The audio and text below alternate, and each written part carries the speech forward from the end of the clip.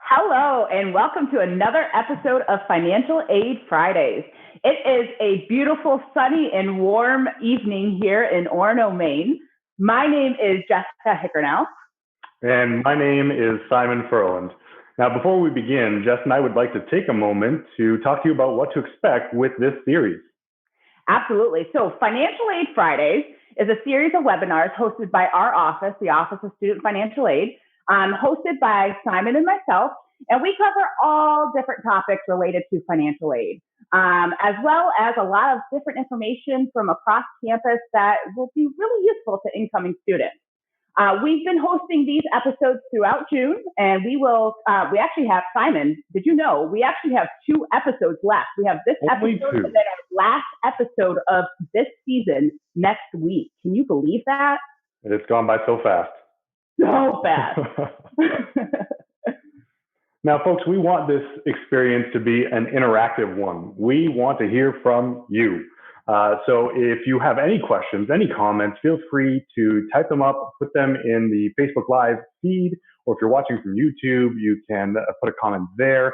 Or if you'd like, you can send us an email to the email address listed below. We have staff standing by, waiting to feed us those questions live. If you want, you can send us a question by carrier pigeon. Not sure if we'll get it, but feel free to try. But we would love to tackle some of those questions live on the air. So please do take advantage of that. Absolutely. And for those of you who have been with us live throughout our whole series, thank you. Welcome back. I'm going to do my regular tagline, buckle in, buckle up, because we have got a show for you today. For those of you, though, that are joining us for the first time live, all of the episodes that we've recorded so far are actually located right on our website. So if you're looking for an awesome show to binge watch this weekend, check out all of our episodes we've done so far for Financial Aid Fridays. We've covered topics, Simon, so many topics. We've done like reading the award letter, estimating expenses, talking about additional financing options. We have gone so far into reading the student bill and talking about student health insurance and just some really, really important topics for incoming students. That's right. And Jeff, what do we have lined up for tonight? Oh my goodness, Simon. I can barely contain my excitement right now. We have our Money Matters panel, part 2. So for those of you who joined us in June, we had our part 1 Money Matters panel. We had some fantastic representatives from some different offices on campus. And really, they were here to answer all of your questions. So we have got a fantastic lineup again this week with just some really amazing representatives that I think are going to give our viewers some really awesome perspectives on how financial aid interacts with their individual offices. And let's go ahead and bring our guests on. We're going to give each panel member, we're going to let them introduce themselves, where they work, their role, and some of the key resources that are offered by their associated offices. So why don't we start things off with Christopher Richards. Hello, everyone. Thank you for attending tonight, and thank you for that great and fun introduction. My name is Chris Richards. I'm the Interim Vice President of Enrollment Management here at the University of Maine, and I actually oversee all of the offices that are involved in recruitment, enrollment of students, including admissions, file processing, and financial aid. So the team that you are seeing consistently in the financial aid world are actually a part of my department. So I really appreciate finally getting the chance to join one of these. I've been watching them and enjoying them very much. So I'm glad I finally could make the cut. So thank you. We're very happy to have you, Chris. All right, let's toss things over to Connie Smith. Well, good evening, folks. My name is Connie Smith, and I'm the Director of Financial Aid for the University of Maine and the University of Maine at Machias. And I'm lucky enough to have 2 of the staff members on here, Jessica Hickernell and Simon Furland. They're really great. And I'm really excited about this episode because we will be talking with other offices that really interact with our office quite a lot. our office has all kinds of resources as far as, being able to help new incoming students with whatever it is that they have in regards to questions about financing their education. So, and you'll hear more about that as we go through this episode. So thank you. Thank you for joining us once again, Connie. She was part of our original episode, our original panel episode, and she is back by popular demand. Next up, let's go ahead and go with Jack Campbell. Good afternoon, everybody. I'm Jack Campbell. I'm Associate Registrar here on campus. I work in the Office of Student Records. In my office, we oversee immunizations, consent forms, transcripts, transfers, just to name a few of the things that we do. Perfect. Thank you so much, Jack. Next up, Jenna Hope. Jenna? Hi, everyone. My name is Jenna Hope, and I'm a graduate assistant at the Office of Student Employment. So our office helps students find part-time work while attending college. Last year, UMaine offered around 3,000 on-campus jobs to student employees. And so our office just kind of helps oversee the student employees and do their paperwork. Excellent. Thank you for joining us tonight, Jenna. All right, let's toss things over to John Macetta. Good afternoon, everybody. My name is John Macetta. I'm the director of the Advising and Academic Services Center, specifically for the College of Liberal Arts and Sciences at the University of Maine. However, I collaborate with a lot of different advisors here on campus for the different colleges. And I'm excited to be a part of this tonight, that even though that I don't directly work for financial aid, I collaborate a lot with financial aid, and we provide a lot of resources and information to our students regarding financial literacy. So I'm happy to be here tonight and maybe provide any insights from more of the advising side when it comes to advising. And again, thank you for joining us tonight. Thank you for that. All right, and next up, Sally Clark. Good evening. I'm Sally Clark. I work in auxiliary services, which is a big umbrella of everything that has to do with not education. So we have the bookstore, we have housing, dining, printing and mailing services, and we also handle part of the health center piece as well. We're not directly involved with that, but that is kind of under our umbrella as well. I work specifically in housing, and I do the actual housing and dining billing. So I work hand in hand with financial aid, the bursar's office, and everyone pretty much on campus. And I'll be answering questions with housing, dining, bookstore, you name it. Hit me. Perfect. Thank you so much for joining us tonight, Sally. And last but not least, some of you may recall his face here, Bill Elsmore, who has joined us in prior episodes. Go ahead, Bill. Yeah, hi. I'm Bill. I'm the bursar, and our office is responsible for getting appropriate, correctly calculated charges on your account for tuition and fees, sending you your bills, collecting your payments, helping you out with payment plans. And one of the other things we do is we are the ones that actually generate refunds if you end up in the situation where your financial aid is more than the charges that are on your bill. We're the ones that send out the refunds. So we cover a lot of things. We have a big staff. We're available right now by email and voicemail. We'll call you back as soon as we can. So check out our website. Fantastic. Well, like I said, I am so excited to have all of these fantastic representatives with us tonight. Thank you, everybody, for those incredible introductions. Now, in order to leave as much time as possible to answer all your questions, our viewers' questions, we're going to move right into our question and answer segment. But before we do, I just want to say a quick reminder for those who are watching with us. You can ask your questions live. We have our staff standing by, watching our Facebook accounts, the comments in Facebook Live, as well as the comments on YouTube.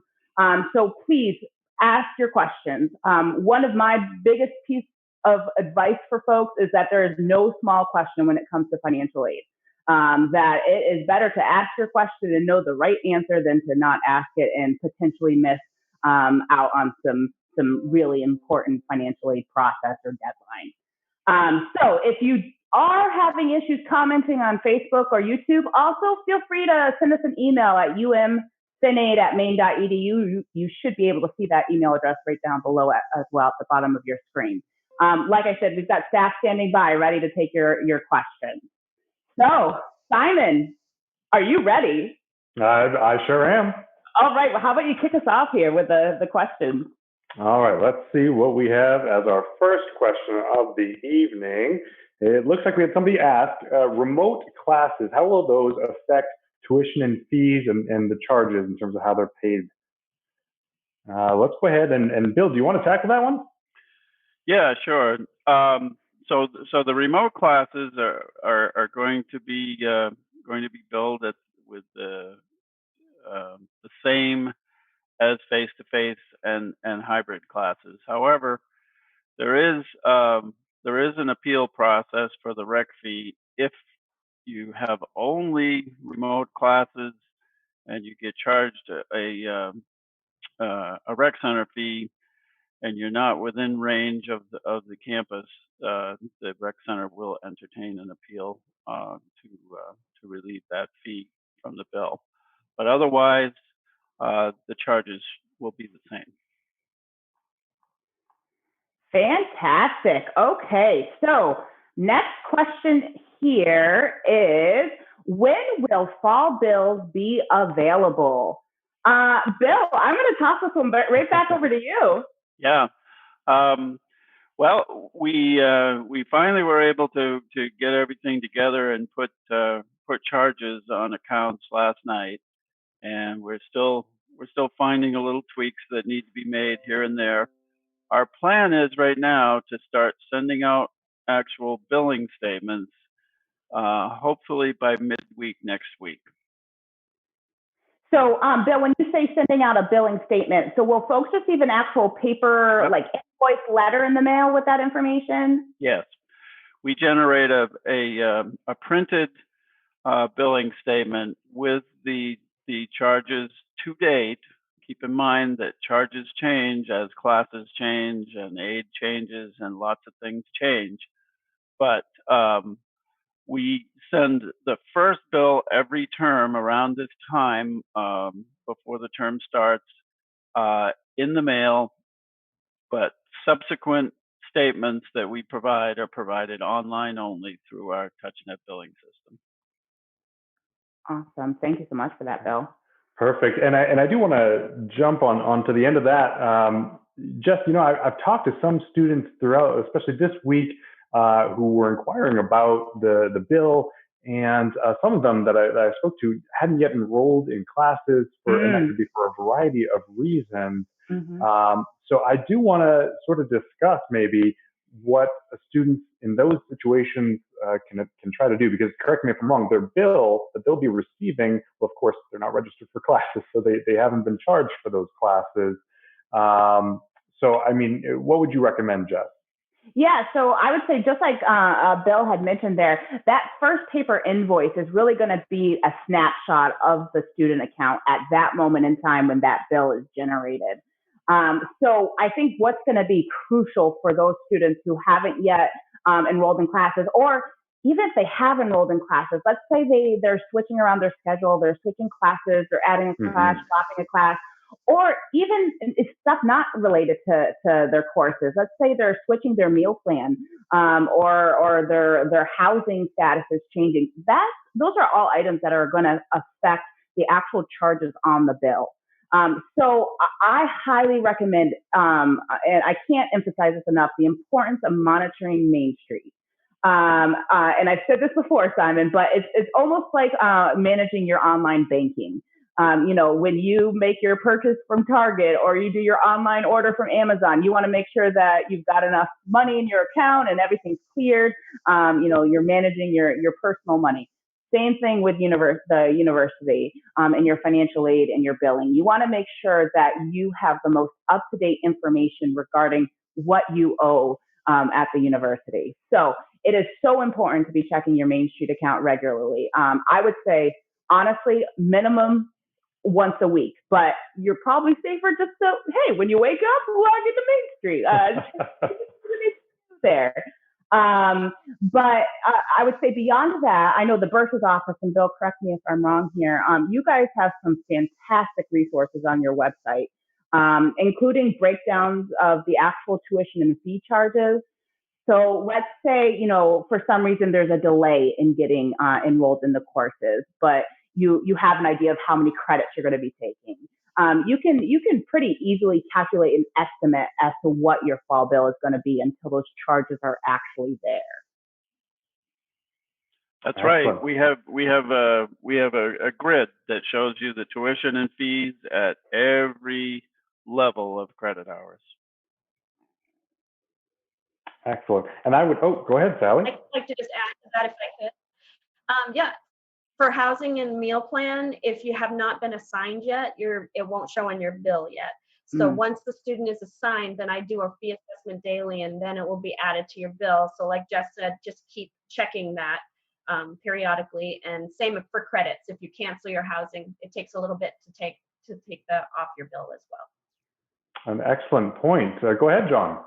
And no, not directly information about financial aid or billing, but if you are not registered for classes and you are a little confused by that and you're not quite sure what steps to take, always feel welcome to contact the dean's office for your respective college, because someone from the dean's office or someone from the advising center can help you kind of walk through those next steps to make sure you're registered for classes, or maybe let you know what you have to do in order to register. Excellent point. And I think really the key takeaway here, and certainly some advice that I'd like to offer up, is the importance of taking advantage of the multitude of resources that you have at your fingertips. So as Jess mentioned, the importance of checking your Main Street account, but also the importance of communication. Communicate with your advisor, reach out, as John said, reach out to the dean's office of your particular college.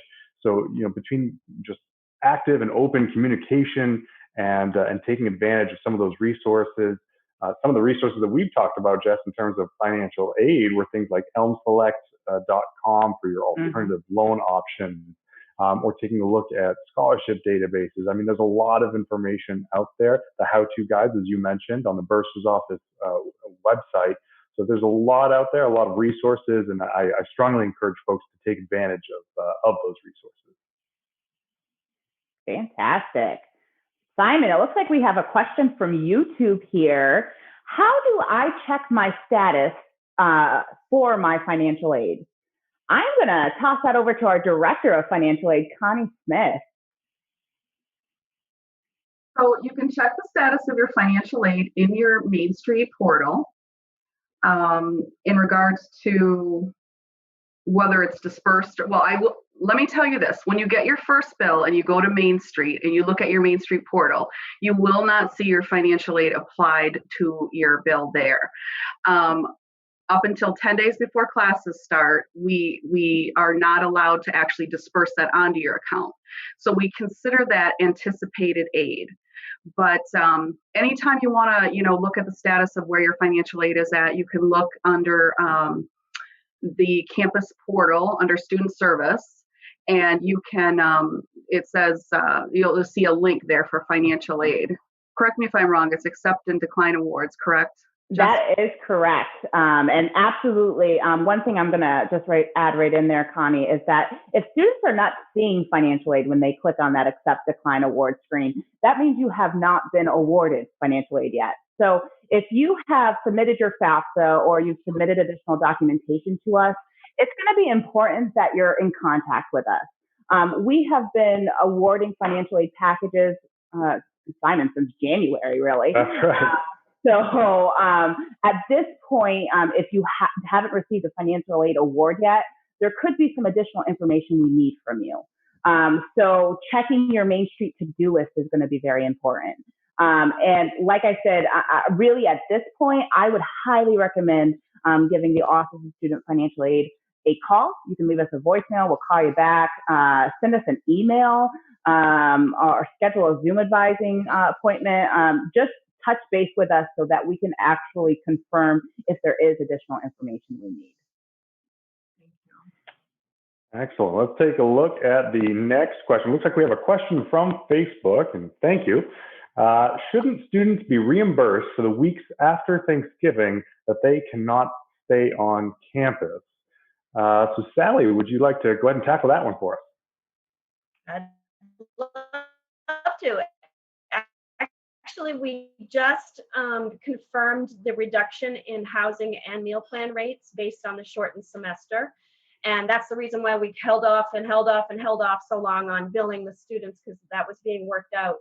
But our rates are located on our website, which is umaine.edu/housing. And they were reduced by approximately 20% for the taking off the December weeks at the end of the semester. So you weren't billed at all for those weeks anyway. And we took into consideration the shortened semester. Now spring it might be a different story for spring. We really don't know what the spring semester is going to look like yet, and our rates may be different. So just be prepared for that. Fantastic. Thank you so much for that answer, Sally. I know, Simon, that's been a really common question we've been getting. So it's really great that we have that information available to our students and families now. Next question here. How do I find a job on campus? Jenna, you want to take that one for us? Yeah, so essentially we always send our students, obviously you can always stop in at our office, give us a call, email, but essentially we send the students to CareerLink, which is in our official online database. And what you do is if you have a maine.edu email, you can head to our website and it'll show the link for CareerLink. And then you'll just go and click forget password, and then it'll reset. It'll send an email to your password to your email, sorry. And then, just basically you'll be able to search CareerLink and you'll see all of the available jobs on campus. Awesome. And correct me if I'm wrong. Yeah, absolutely. Go ahead, Sally. Well, one of the biggest employers on campus for students is dining services, and student employment does run that. And we have a website that they can go to at umaine.edu/dining/student employment. So that might be a good option for them. Absolutely. And correct me if I'm wrong, incoming students will be receiving, they should be receiving an email either the first or second week of August. That's correct. Is that correct? Yeah, actually, those emails that will go out in regards to CareerLink, and those emails will also provide a password. That's going to happen right around August 14th. Oh, perfect. And a CareerLink, Simon, is going to be another one of those online resources that students are going to want to make sure that, if you're looking for any kind of employment, really, employers post not only work study positions on there, they post non-work study positions, on-campus employment, off-campus employment, and you're really going to be using that through your whole career here. And then once you get to senior year, when you're either looking for internships or you're looking for, employment after you graduate, CareerLink is going to be a resource for you as well. So I highly recommend students get in there, start getting comfortable searching for those. And like Sally said, a lot of our bigger employers, they have information directly on their website regarding applying directly to them for different positions. The other thing, Jessica, that I always recommend is that students ask if they're talking to a faculty member or, maybe just an admin person in the dean's office, to ask if there are any jobs available, because not all of the jobs are posted to CareerLink. Yeah. So I always, word of mouth sometimes is the best way as well.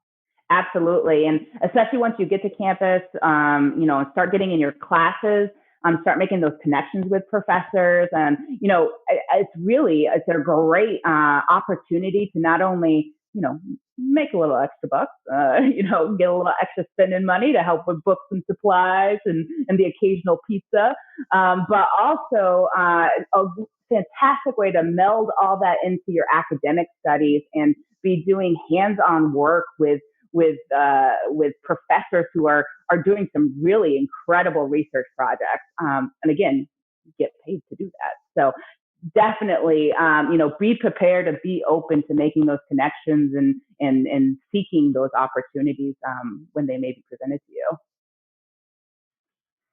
Excellent. Okay, let's take a look at our next question here.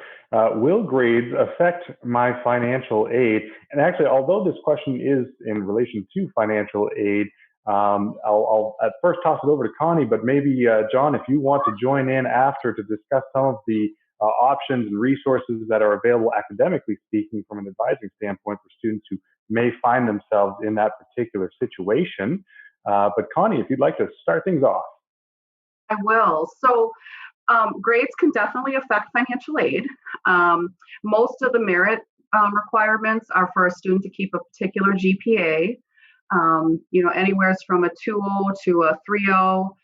Some of them require a 3.3. So really important to understand what the merit criteria is.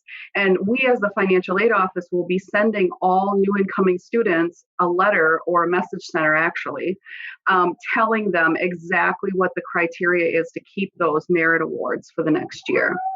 And then of course, depending on how you do overall, it could affect your, financially it could be taken away from you. And I think that's where maybe John can come in and talk about, what happens if, let's just say you fail all your classes, which hopefully you won't, but.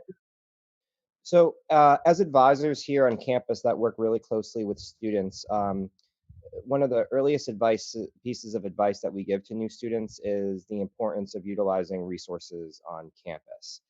What's great is that between resources like the Math Lab, the tutor program, the Writing Center, student accessibility services, even the Counseling Center, these aren't resources that you have to pay in addition for. It's included in your tuition and fees. So we really let students know how important it is to utilize these resources, not only because it's going to help you improve your performance in UMaine and help your transition maybe from high school to college if you're a newer student, but just at a financial standpoint, it makes so much sense to utilize these resources that you've already essentially paid up front for.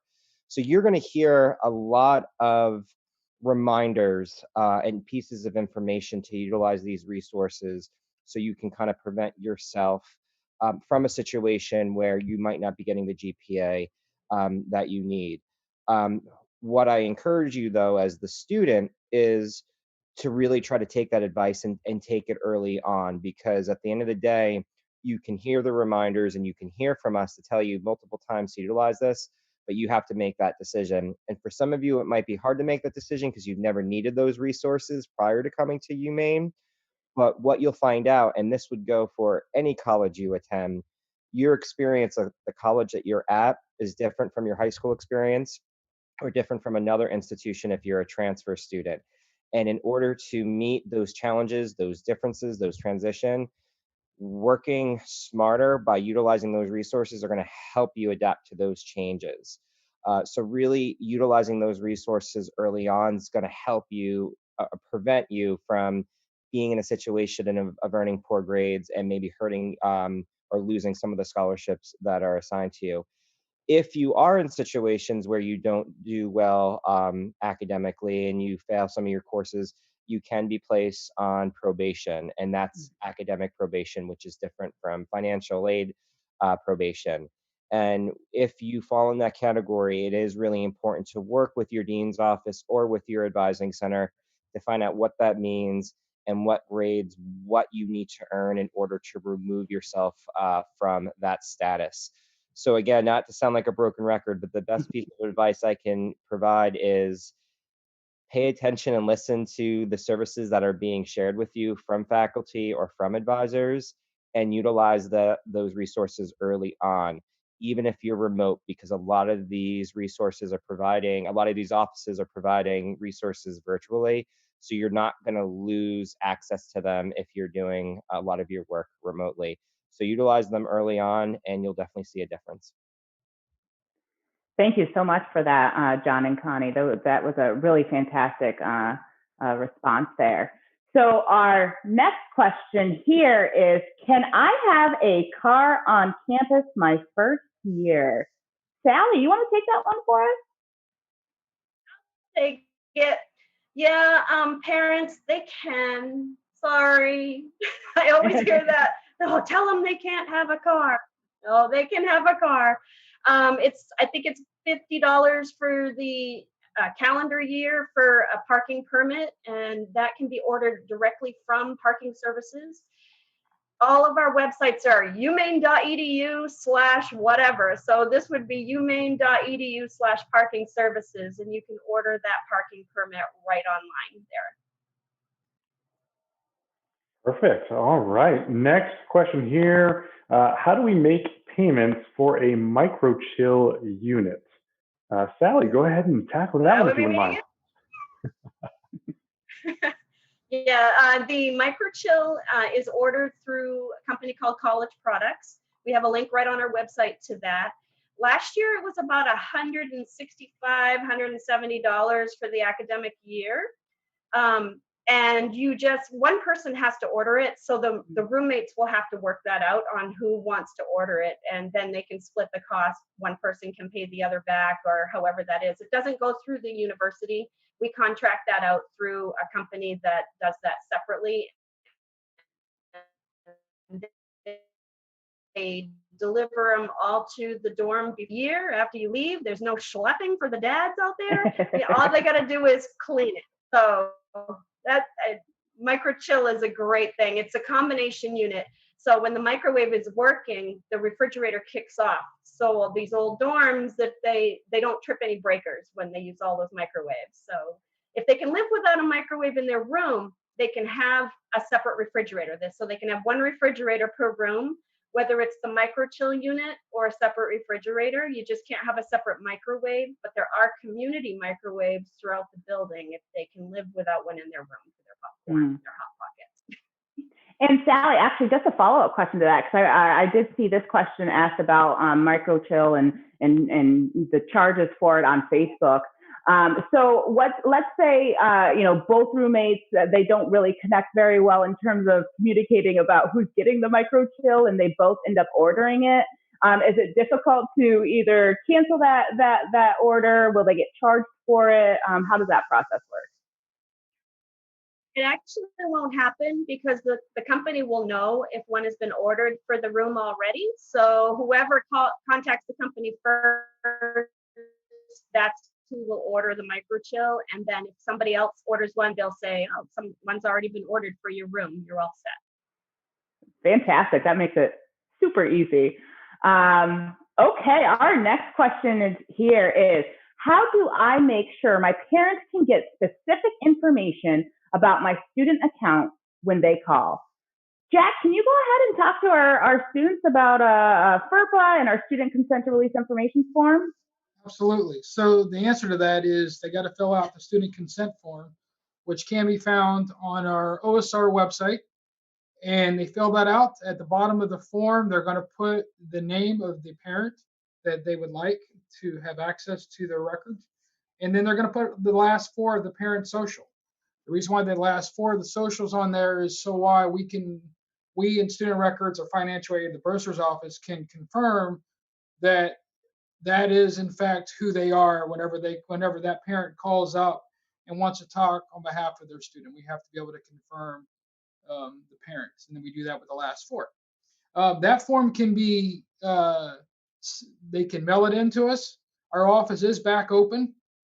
We do have a staff member working, so if they want to just come up, bring it into Wingate Hall, they can. They can also email it to umrecord@maine.edu. That form has to be signed by the student. They can take a picture of that form and send us a picture at umrecord@maine.edu. They can scan the form in and email it to us. They can mail it in as well. And then they also can Adobe sign if they have an Adobe signature to do that. If they're going to Adobe sign, though, it has to come from their maine.edu email. Great. And so, Jack, just a couple of points on that. So your actual website for student records, and correct me if I'm wrong here, I'm trying to memorize all these websites, studentrecords.umaine.edu, is that correct? That's correct, yep. Okay, perfect. And when you go to that website, there's actually a section called Forms Again, Jack, correct me if I'm wrong.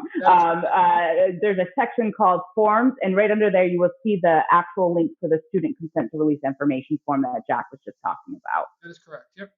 And so, Simon, I just want to take a moment and pause on this topic of student consent to release information form, because this is a very, very important form.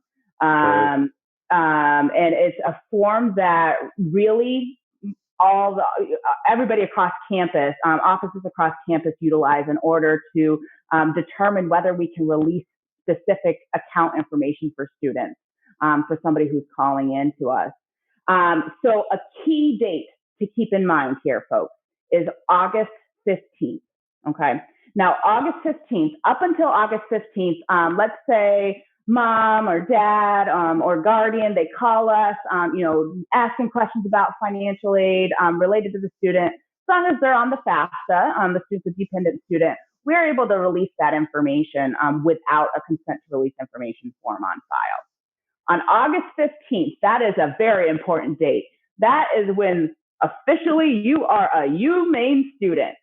And that is when FERPA becomes active for you. The FERPA is the actual federal regulation that says that as a university, we have to protect the students' information and the students' privacy. So after August 15th, if we do not have a student consent to release information form on file, if mom or dad or guardian, whoever's listening on the FAFSA wants to call us, and let's say they want to know what the student's award is, we will not be able to release any specific information. So this is very, very important, especially for incoming students who may have other folks helping them through this process. Make sure that those resources that you have near you who are helping you through the financial aid process or through the billing process have access to ask the questions and get the information they need to assist you. Yeah, Simon, did I miss anything with that? No, I think you covered it all. Perfect. And actually, Jess, I would also like to take a moment to pause our little questions and answers session here. We've had questions go to just about all of our panel members here, except Chris. Chris, I would like to take a moment to put you on the spot here, especially where your role is to really to oversee several of the offices that we've been talking about. What would you say to students? What should they be thinking about, or what should they be doing to ensure that they start off their college career with success? Well, I think one huge thing is to just communicate. We get a lot of calls and questions from parents, and sometimes they say, my son or daughter, the child says they've done all these things. I'm worried they haven't. So I think if you have guardians at home or people helping you with this process, you really should be communicating, making sure you're all on the same page. Sitting down as a family and watching a session like this as a team, so you all get the same information together. You can confirm with each other, have you done this? Haven't you done this? Are you sure? That consent to release information form is huge. I've personally had parents very frustrated trying to pay a bill and they need the number on how much do I write this check for, or things like that, where they're trying to assist the student, but this form becomes an issue. So please, a few things, do those ahead of time.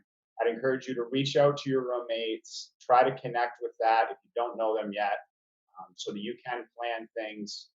And I would just, a piece of advice for all, particularly incoming students, but really any student at the institution, I really encourage everyone, get involved outside the classroom while you're in college. I'm an alum of the University of Maine. I showed up in the fall of 2006. I'm a hick kid from a rural town of Dixfield, Maine. And when I got here, this place became my home. And I really believe that going to college is about getting an education, not just a degree.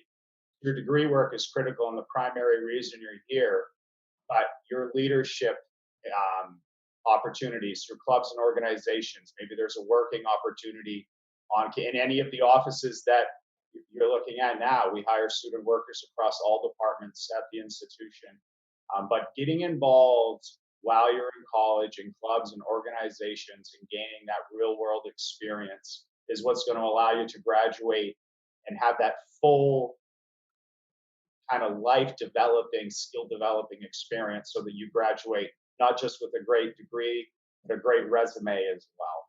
So that would be my piece of advice for any students just starting out on this journey, or if you're a student tuning in tonight with a year or two already. And Chris, I can say from experience, some of the stories you have to tell about your experience here at UMaine, it just, I mean, I have very similar stories as well, being an alumni who also started in fall 2006. And it's just, this is how it is with folks who have been here on this campus for any amount of time, really. The people, the staff, the faculty, they get to you, and you form these connections and these bonds, and it's just a community of wanting to help each other, and yeah, just be a community, a strong community together. We have wicked good people at UMaine. Mm-hmm. We sure do. All right. So looks like we have a question from you two here.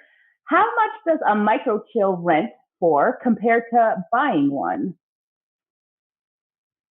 Sally, well, I just Googled it. I just Googled it, and most of them are over $400 to purchase one you're on your own, and you have to schlep it up the stairs and schlep it down the stairs and store it during the summertime. So just if they're going to live on campus for a couple of years or maybe even three, $160 divided by 2 is $80-ish every year, and that might be well worth your money to not have to think about that every summer.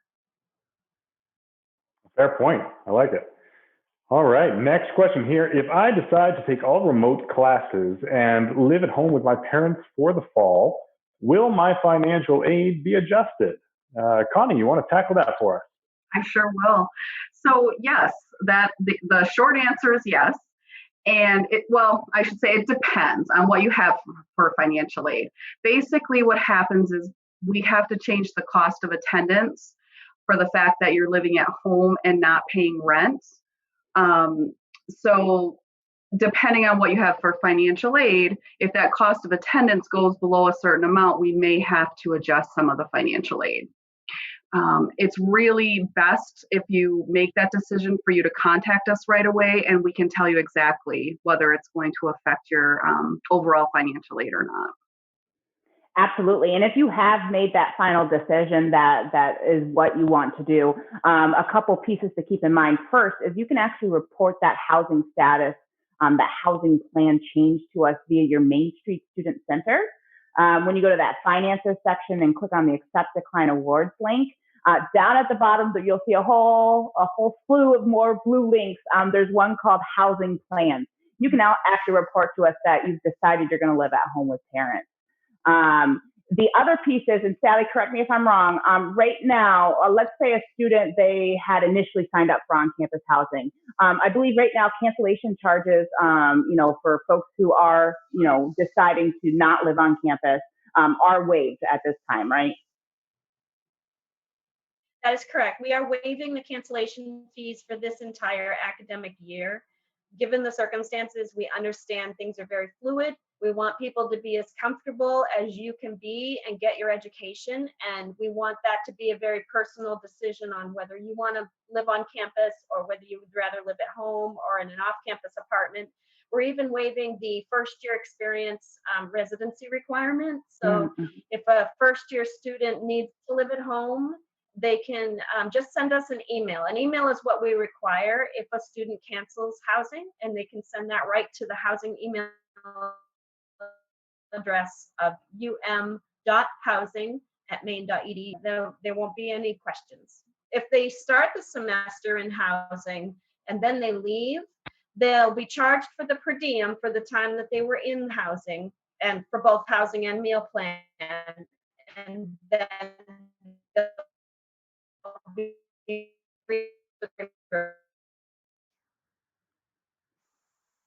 All right.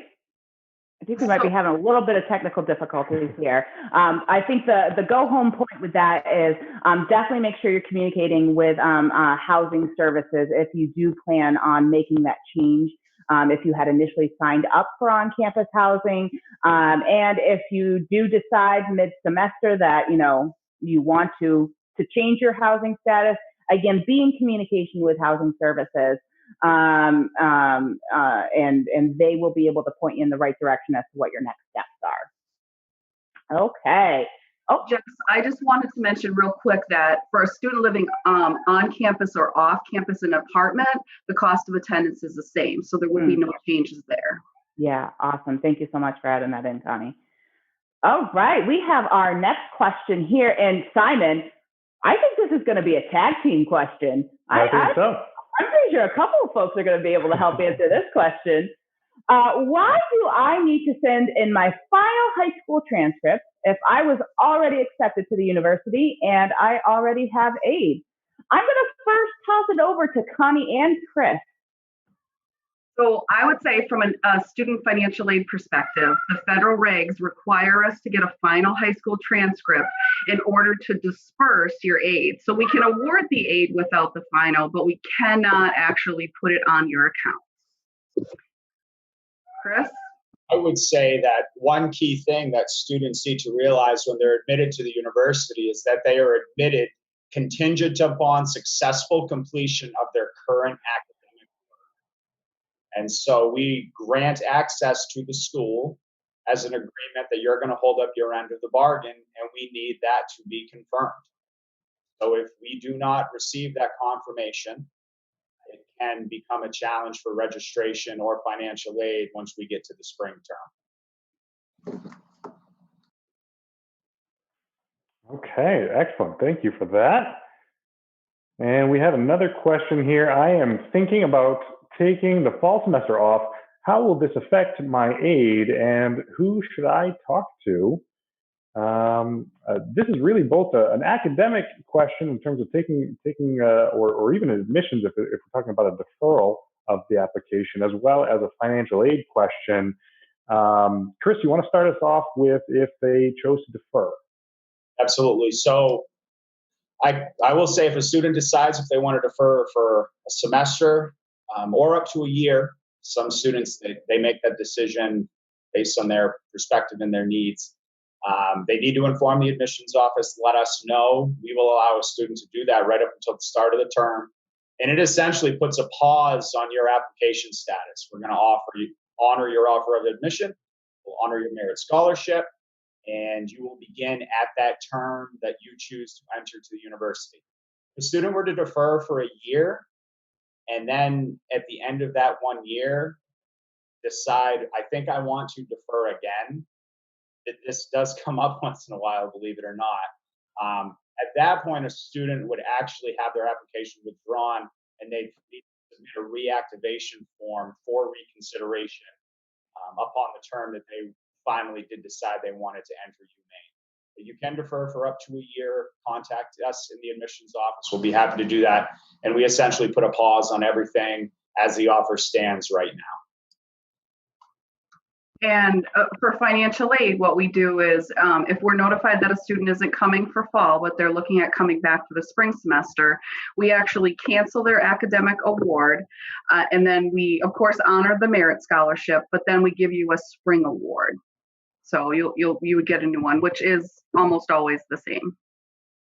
Fantastic. And John, can you actually jump in there for us and talk about, let's say the student starts off in the fall semester and they decide they want to take the spring semester off. How does that process work when a student has actually started their career here at UMaine? So at that point, once students start in the fall, admissions is kind of removed from that process because now the student is fully a current UMaine student, and they would work directly with their dean's office or their advising center. What we would do is that we would work with the student and do a leave of absence form if they finish the fall semester in good standing. So if you are above a 2.0 or higher, which is a C average, and obviously we would encourage you to shoot higher, but as long as you stay in good standing, we can work with the Office of Student Records, and Jack can correct me if I'm speaking at all, but we would work, our dean's office would work with the student and the Office of Student Records to submit a leave of absence. So though they wouldn't be able to register for the spring because they're taking the spring semester off, they don't have to reapply or actually submit a readmission form for the fall. They would be able to register for the fall 2021 semester. And again, Jack, I just want to make sure that I'm stating that correctly and I'm not missing any important details. Nope, you are correct. So they fill out the form, it goes to the dean's office, comes to us, we'll put them off as a leave of absence. And we typically also, behind the scenes in Main Street, we'll put up some programming so when as a guesstimated of return back to campus in the fall, that way it'll keep them active in Main Street and for enrollment for the fall term. And if they go over a year and they're a current student and they don't come back within that year, then they'll have to be re-admitted back into the college. And generally that's a formality as long as that you left in good academic standing. If you did leave an academic probation, depending on the major or college, it might be a few extra steps. But if you leave in good academic standing and it has been longer than a year, it's generally a formality. We want to get you back. Absolutely. And actually, it looks like we have a follow-up question from YouTube here. How should one defer if they have transferred from another institution? Chris, can you go ahead and take that one for us? They should contact us in the admissions office, and we'll work with them on their specific situation. I do want to actually make sure Connie did have one final thought on the prior question that I think is a very important thing to follow up to John's thoughts. Yeah, and that was just that it's important for students to know that their merit scholarships are good for 8 semesters over a 5-year period. So they want to make sure that they don't go past that 5-year period if they're, doing deferments and things like that. So that's an excellent point. And actually, I have an addition of my own here. So if, from a financial aid perspective, if folks were to defer to a year, or defer a year rather, as Chris mentioned, their merit scholarship would remain the same. What I want to make sure to highlight here is that if you've been awarded a full financial aid package by filing a FAFSA, theoretically, because each year you're filing a new FAFSA, then your overall financial aid package may be different the following year than it was the initial year that you were going to be coming in. So it's all based on the information, the financial information on your FAFSA, and definitely just something to be aware of. Fantastic. Thanks so much for all that information, folks. So we have another question here. Where can books be bought, and are they charged on my bill? I'm first going to toss this over to Bill for the billing question. Are books charged directly to the bill? And then I think, Sally, if you could jump in on some fine bookstore resources. Yeah, generally speaking, no, books are not charged to the bill. There's a handful of classes that provide textbooks digitally. They provide materials that way, and we have an agreement with the bookstore to add those on when the charge goes on for the class, and we will take them off if the student declines and finds another way to get the material. But as far as books, the hard copy books, I'll turn it over to Sally. They need to be purchased either from the bookstore or wherever Sally says. So our bookstore, contrary to popular belief, we do have very competitive prices for our books and textbooks. We do have a comparison thing on our website where you can look and see what the books cost at other locations, websites. I know you can get books everywhere now. But our textbook reservations, you can do that through July 31st. And the students can actually just order their textbooks online on the bookstore website, and they'll be delivered to their room, or if they're a commuter, they can pick them up when they get to campus. They're pulled and delivered for the student. No hassles, no worries. That first day, that first week of classes, you just have your books waiting for you on your bed when you get here. And you get a free hoodie if you order before July 31st. And if you get books you don't need, you can get a refund, and they're very flexible. So ordering the books before July 31st would be a no-brainer for me as a new parent for a freshman in college. That's for sure. And Sally, I'm going to say it's no brainer for me with that free hoodie incentive there. So just a follow-up question, because I know we get this one a lot, Simon, is can you use your financial aid to pay for your books? Simon, you want to take that one? Sure.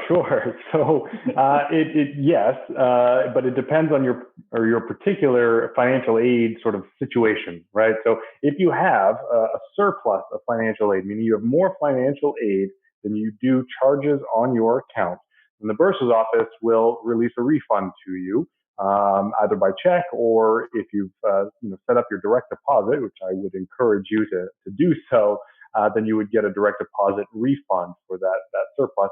Of course, divided into for the fall semester. So we're looking at the fall semester in this particular example. So those funds that you've then received as a refund could then be utilized towards your textbooks, and that would be the best way to take advantage of that. Perfect. Okay, so I've got another question here. Are there any opportunities to learn about personal finance management, like budgeting and credit and all that sort of stuff?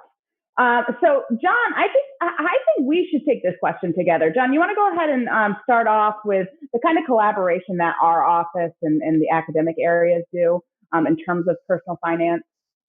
Absolutely.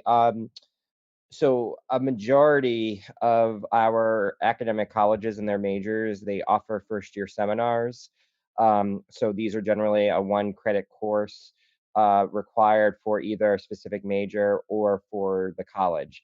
And, students will learn a lot of different, not only a small introduction about the major that they might be in, but it's almost like an academic and kind of a college success course where they're teaching about time management and accessing resources on campus and how to communicate to professors.